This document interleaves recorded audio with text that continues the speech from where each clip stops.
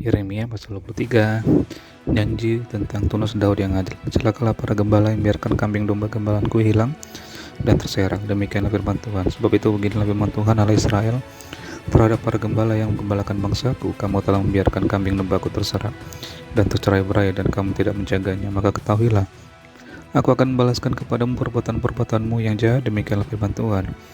Dan aku sendiri akan mengumpulkan sisa-sisa kambing dombaku dari segala negeri kemana aku mencerai-beraikan mereka, dan aku akan membawa mereka kembali ke padang mereka. Mereka akan berkembang biak dan bertambah banyak. Aku akan mengangkat atas mereka gembala-gembala yang akan menggembalakan mereka, sehingga mereka tidak takut lagi, tidak terkejut, dan tidak hilang seekor pun. Demikianlah firman Tuhan. Sesungguhnya waktunya akan datang, demikianlah firman Tuhan, bahwa aku akan menumbuhkan tunas adil bagi Daud. Dia akan memerintah sebagai raja yang bijaksana dan akan melakukan keadilan dan kebenaran di negeri.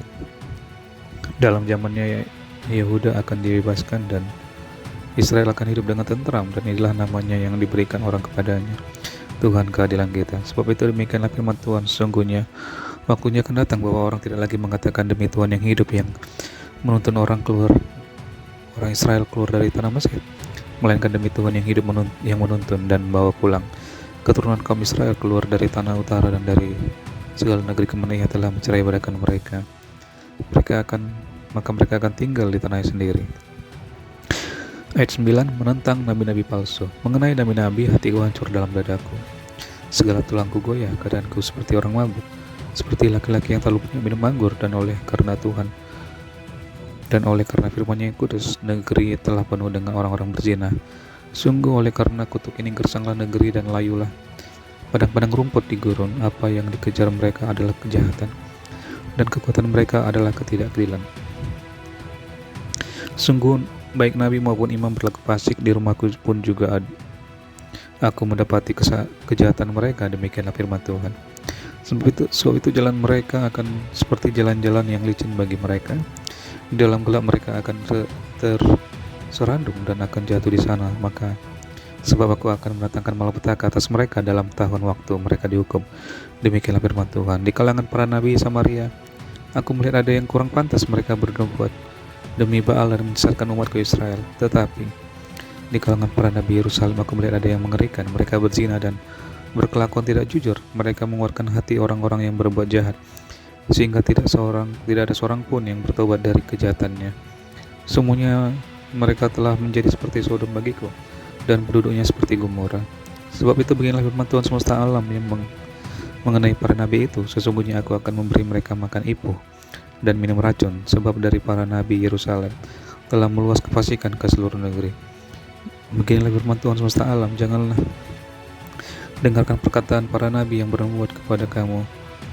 Mereka hanya memberi harapan yang sia-sia kepadamu, dan hanya mengungkapkan penglihatan rekaan hatinya sendiri, bukan apa yang datang dari mulut Tuhan. Mereka selalu berkata kepada orang-orang yang menista firman Tuhan, kamu akan selamat, dan kepada setiap orang yang mengikuti kedegilan hatinya mereka berkata, malapetaka tidak akan menimpa kamu. Sebab siapakah yang hadir dalam dewan musyawarah Tuhan, sehingga ia memperhatikan dan mendengar firman-Nya? Siapakah yang memperhatikan firman-Nya dan mendengarnya? Lihatlah, angin badai Tuhan, yakni kehangatan murka, telah keluar menyambar. Angin puting beliung dan turun menimpa kepala orang-orang fasik. Murka Tuhan tidak akan surut sampai Ia telah melaksanakan dan mewujudkan apa yang dirancangnya dalam hatinya. Dan pada hari-hari yang terakhir kamu akan benar-benar mengerti hal itu. Aku tidak mengutus para nabi itu, namun mereka giat. Aku tidak berfirman kepada mereka, namun mereka bernubuat. Sekiranya mereka hadir dalam dewan musyawarahku, niscayalah mereka akan mengabarkan firman-Ku kepada umatku, membawa mereka kembali dari tingkah langkahnya yang jahat dan dari perbuatan-perbuatannya yang jahat. Masakan aku ini hanya Allah yang dari dekat? Demikianlah firman Tuhan, dan bukan Allah yang dari jauh juga. Sekiranya ada seseorang menyembunyikan diri dalam tempat persembunyian, masakan aku tidak melihat dia? Demikianlah firman Tuhan. Tidakkah aku memenuhi langit dan bumi? Demikianlah firman Tuhan.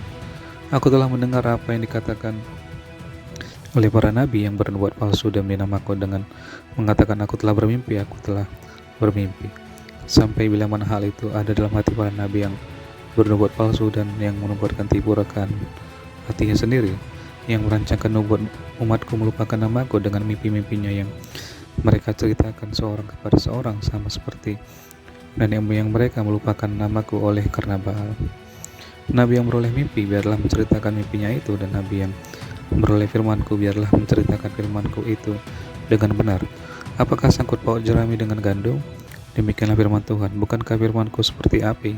Demikianlah firman Tuhan. Dan seperti palu yang menghancurkan bukit batu. Sebab itu sesungguhnya aku akan menjadi lawan para nabi. Demikianlah firman Tuhan yang mencuri firmanku masing-masing dari temannya. Sesungguhnya aku akan menjadi lawan para nabi. Demikianlah firman Tuhan.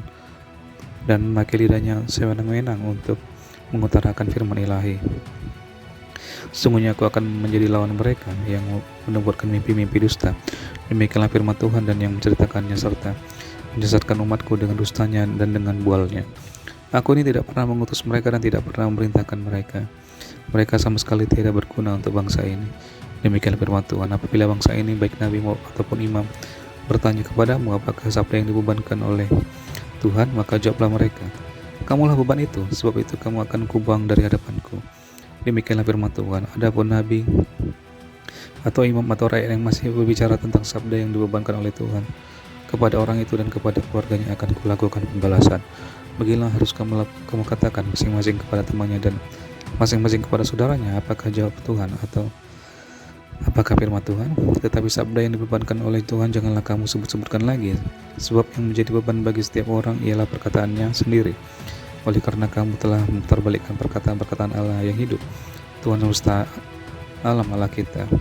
Bila engkau harus berkata kepada nabi, apakah jawab Tuhan kepadamu atau apakah firman Tuhan?